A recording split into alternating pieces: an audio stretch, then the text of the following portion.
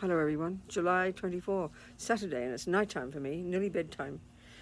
I want to talk more about loneliness, It's true, as someone said, I think in Facebook, I can't remember, that it's not as simple as the way I said it. In one sense, you're right, but in another sense, it is simple. If we use the very specific Buddhist approach, I'm not talking the materialist view, I'm not talking the Western view, which is in many ways radically different, But the Buddhist approach is, when we learn to really, as Lama Yeshe puts it, be our own therapist, we learn to unpack and unravel our minds in such a specific way and in such a clear way.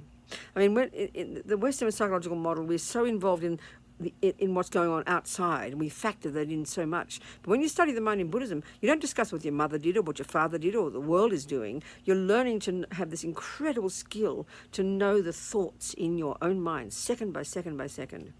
So the deluded thoughts, the unhappy ones, the ones that are based on this unhappy sense of a limited self, they're necessarily miserable. They're necessarily negative.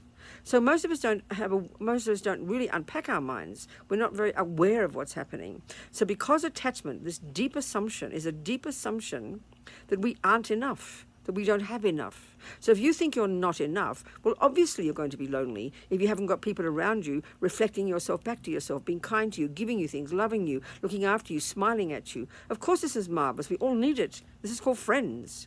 But if we don't have it, that's when we're lonely. So we don't know how to process what's in here, and we're not getting any feedback from people.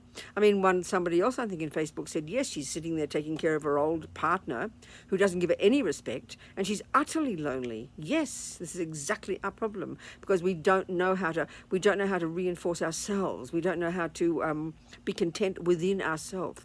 The assumption, what's happening in our mind nearly all the time is we're thinking of what other people are thinking. We're wishing to have conversations with people. So why would you need a conversation with somebody?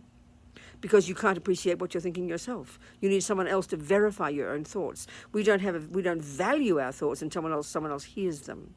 That's why we're lonely. That's why we feel bereft, It's just tragic. It's the suffering of our world, absolutely. We have to talk more about it.